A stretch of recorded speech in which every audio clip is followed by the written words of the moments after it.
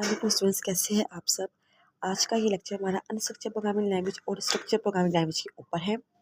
इस वीडियो में मैं आपको बताऊंगी कि अनस्ट्रक्चर्ड प्रोग्रामिंग लैंग्वेज और स्ट्रक्चर्ड प्रोग्रामिंग लैंग्वेज में क्या डिफरेंस है, किस तरह के एरर को स्ट्रक्चर और अनस्ट्रक्चर में फाइंड करना आसान होता है, इनकी एग्जाम्पल्स क्या क्या है और किस तरह का प्रोग्राम हम स्ट्रक्चर में और किस तरह का प्रोग्राम हम अनस्ट्रक्चर में लिख सकते हैं। ठीक है, तो ये वीडियो आपने एंड तक देखनी है ताकि जो भी आपके छोटे छोटे से डाउट है वो क्लियर हो जाए। अनस्ट्रक्चर्ड प्रोग्रामिंग लैंग्वेज क्या होती है बेटा कि हमने पूरा का पूरा एक प्रोग्राम लिख लिया है।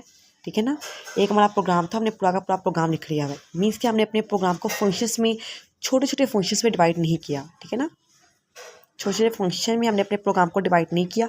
आपका एक प्रोग्राम है जिसमें आपने कोई 200-300 इंस्ट्रक्शंस दी हुई है, तो वो 200-300 इंस्ट्रक्शन बिल्कुल आपने सीधी लिखी हुई है। ठीक है ना, आपने उन इंस्ट्रक्शंस में किसी भी तरह का कोई फंक्शन यूज़ नहीं किया हुआ। आपने उन अपने प्रोग्राम को बिल्कुल सीक्वेंस वाइज लिखा हुआ है। इस तरह के प्रोग्राम को क्या कहते हैं हम लोग, अनस्ट्रक्चर कहते हैं। ठीक है ना,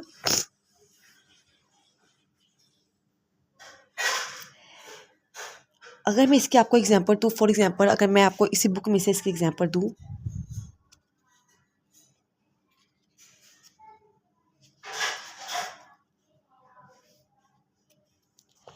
जैसे आप एज्यूम कर लीजिए एक प्रोग्राम लिखा हुआ है। ठीक है ना, ये प्रोग्राम में क्या देखिए, ये सारे के सारे इंस्ट्रक्शन लिखे हुए हैं ए टू जी, ये लिखे हुए इंस्ट्रक्शन, ये इस प्रोग्राम के इंस्ट्रक्शन लिखे हुए हैं। अभी तो ये छोटा सा प्रोग्राम है एक, लेकिन आप बहुत लेंथी प्रोग्राम की बात करें तो अब क्या इसमें हमने इंस्ट्रक्शंस लिख दिए हुए अपने प्रोग्राम, हमारा प्रोग्राम कंपाइल होगा, उसके बाद एग्जीक्यूट होगा। देखिए हमने इस प्रोग्राम को अपने फंक्शंस में कंप्लीट नहीं, अपने इस प्रोग्राम में हमने फंक्शंस नहीं बनाए, जस्ट अपने प्रोग्राम को ऊपर से एक इंच तक सीक्वेंस वाइज सीख दिया, यानी कि सीक्वेंस वाइज अपने इंस्ट्रक्शन लिख दिया है कि जब अपने प्रोग्राम को कंपाइल करेंगे तो हमारा प्रोग्राम सीक्वेंस वाइज कंपाइल होगा, यानी कि एक के बाद एक इंस्ट्रक्शन कंपाइल होगा। तो इस तरह होती है अनस्ट्रक्चर्ड प्रोग्रामिंग लैंग्वेज। ठीक है, इससे क्या होता है बेटा, अनस्ट्रक्चर्ड प्रोग्रामिंग लैंग्वेज में एरर्स को फाइंड करना बहुत ज़्यादा मुश्किल हो जाता है, लॉजिकल एरर को। ठीक है ना, यहाँ पे मैं एरर्स की जो यहाँ मेन बात है लिखा हुआ है, एरर को फाइंड करना मुश्किल होता है। यहाँ पे जिस एरर की बात होगी वो है एक रन टाइम एरर और एक है लॉजिकल एरर। और ज़्यादा मुश्किल लॉजिकल एरर को। ठीक है ना, लॉजिकल एरर को फाइंड करना मुश्किल हो जाता है क्योंकि हमें पता है लॉजिकल एरर एक प्रोग्रामर की गलती की वजह से आता है।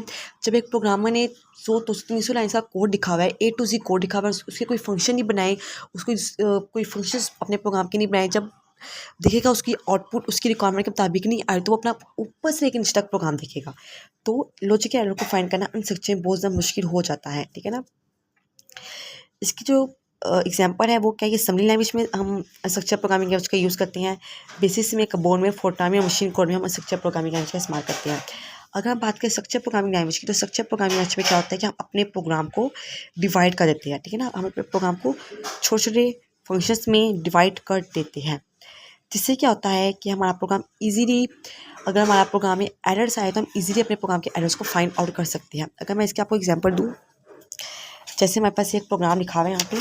ठीक है ना, ये प्रोग्राम लिखा हुआ है, इसमें देखिए मैंने 2 फंक्शंस बनाए, एक मेरा मेन का फंक्शन है, एक मेरा वॉइड पावर का फंक्शन है। तो मैंने क्या एक प्रोग्राम में 2 फंक्शंस बना दिए, अलग 2 फंक्शंस मैंने बना दिए हुए। तो इससे क्या होगा, अगर मेरा एरर आएगा तो मुझे पता चल जाएगा कि मेरा एरर किस फंक्शन में आ रहा है, तो मैं डट उस फंक्शन में मूव करके देखूँगी मेरे इस फंक्शन में क्या गलती है जो यहाँ पे एरर आ रहा है।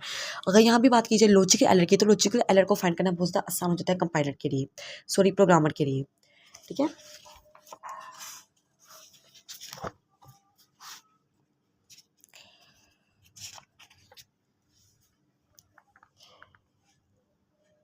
अगर मैं इसकी एग्जांपल्स की बात करूँ तो इसकी एग्जांपल्स में हमारे पास सी आती है, सी प्लस प्लस, जावा आती है, पाइथन आती है, रूबी आती है। ठीक है, तो ये इस तरह की प्रोग्रामिंग लैंग्वेज में जो काम होता है वो स्ट्रक्चर प्रोग्रामिंग लैंग्वेज का काम होता है, अनस्ट्रक्चर का काम नहीं होता। इसमें हमारे पास बहुत बड़ा कोड है, हम अपने उस कोड को छोटे छोटे फंक्शन में डिवाइड कर देते हैं, जिससे हमें ये फ़ायदा होता है कि एरर्स को फाइंड करना बहुत ज़्यादा आसान हो जाता है।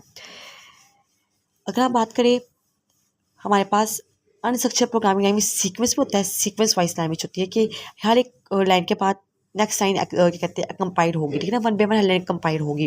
लेकिन अगर आप बात करें लूप्स की या अपने स्टेटमेंट्स की बात करें, जो हम कंडीशनल स्टेटमेंट्स लगाते हैं, जो हम डिसीजन मेकिंग करते हैं, तो वो हम लोग करते हैं स्ट्रक्चर प्रोग्रामिंग लैंग्वेज में। आगे जाके आप पढ़ें कि लूप्स क्या है और स्टेटमेंट्स क्या है, जो हम डिसीजन मेकिंग करते हैं वो क्या है। तो वो जो उस तरह के जो हम काम करते हैं वो हम स्ट्रक्चर प्रोग्रामिंग लैंग्वेज में करते हैं, कि हम जो सीक्वेंस वाइज काम करते हैं वो हम करते हैं अपनी अनस्ट्रक्चर प्रोग्रामिंग लैंग्वेज में, क्योंकि इसमें प्रोग्राम में ए टू जी लिखा होता है, इसमें फंक्शंस नहीं लगाए होते हैं, तो हमारा कंपाइलर ए टू जी हर एक लाइन को कंपाइल करेगा। ठीक है, लेकिन स्ट्रक्चर प्रोग्रामिंग लैंग्वेज में क्या होगा कि हम लूप्स का यूज़ ईजिली इसमें कर सकते हैं, इसमें अपनी डिसीजन मेकिंग का ईजिली यूज़ कर सकते हैं।